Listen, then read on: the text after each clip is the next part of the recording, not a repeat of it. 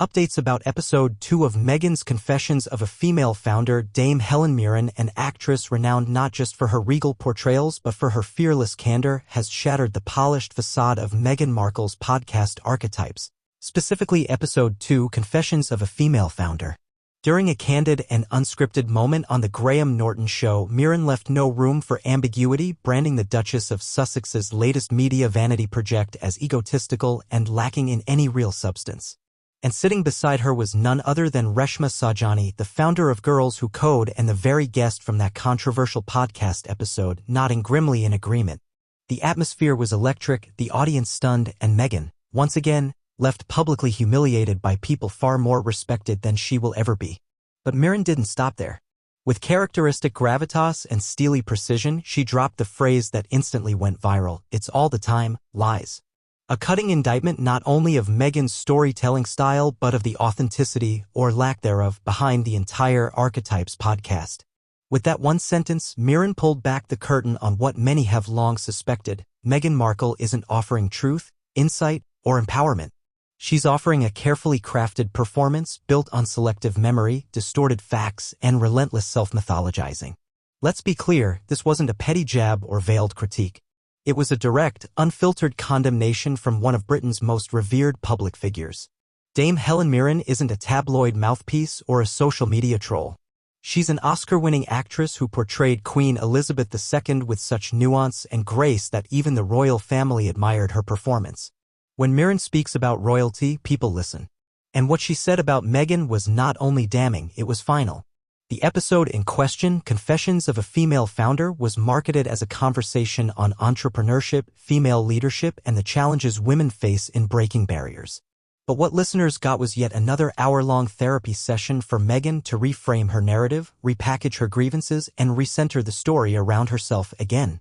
While Reshma Saujani gamely tried to speak on systemic sexism in tech and business, Meghan continually redirected the discussion to her own woes: the media, the royal family, misunderstood ambition, and predictably, how hard it's been for her. Listeners were quick to point out the imbalance.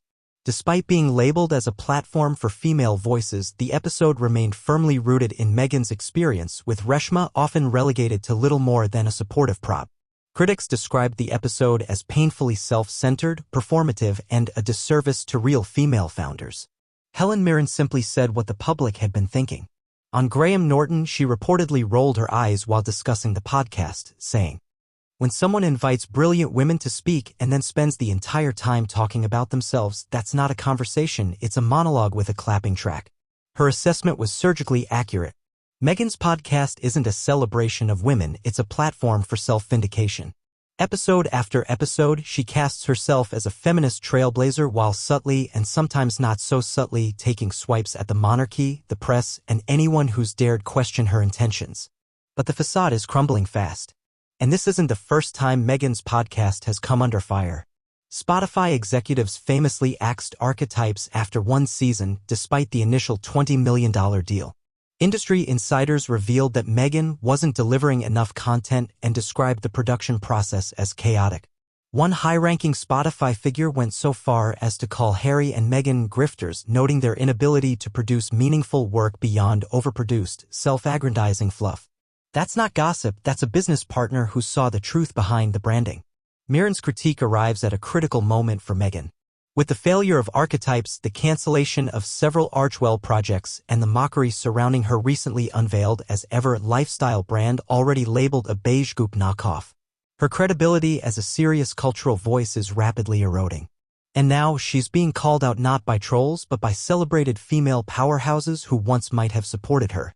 Even Reshma Saujani, seated next to Mirren during the Graham Norton appearance, offered a telling expression of discomfort when Meghan's name was mentioned. According to audience accounts, Saujani gently nodded when Mirren criticized the imbalance of the podcast and added, "It's important we actually listen when women speak, not just when it's convenient to a personal story." That's as diplomatic as it gets in public discourse, but the subtext was crystal clear. Meghan doesn't amplify other women's voices. She uses them as props in her ongoing personal PR campaign. There's a growing awareness, particularly among successful, accomplished women, that Meghan Markle's brand of feminism is deeply narcissistic and increasingly performative. The repeated positioning of herself as a victim even in spaces meant to celebrate strength and resilience has become exhausting. When every platform becomes about her, when every struggle is reframed to reflect her pain, and when every guest is a mere footnote to her narrative, the result isn't empowerment. It's ego in disguise.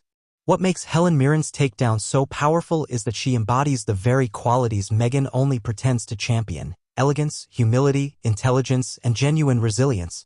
Mirren has faced sexism, ageism, and typecasting throughout her decades-long career, yet she has navigated it all without playing the perpetual victim.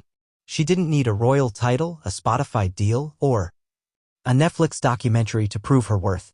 She let her work speak for itself, something Meghan still seems unwilling to do. The tragedy of Meghan Markle's downfall is that she could have become a meaningful voice in modern culture. She had the global platform, the symbolic weight of her royal ties, and the lived experience of racial and gender dynamics that could have fueled something powerful. Instead, she squandered it on polished monologues, tone-deaf branding, and the constant need to control every narrative to fit her victim-savior complex. Mirren's all the time lies wasn't just about podcast content. It was a declaration of fatigue shared by many about the constant manipulation of truth in service of personal glorification. And when that declaration comes from Dame Helen Mirren, it's not just shade, it's a cultural verdict. Meghan Markle may still believe she's reshaping the world with her words, but when respected women like Helen Mirren and even her own guests begin to distance themselves, it's clear that the world isn't buying it anymore. The Duchess has become a parody of the very movement she claims to lead, an embodiment of selective feminism that prioritizes ego over empathy and performance over progress. One podcast episode, one line from a legend, and Meghan's mask of empowerment slipped again. As ever, the truth is catching up.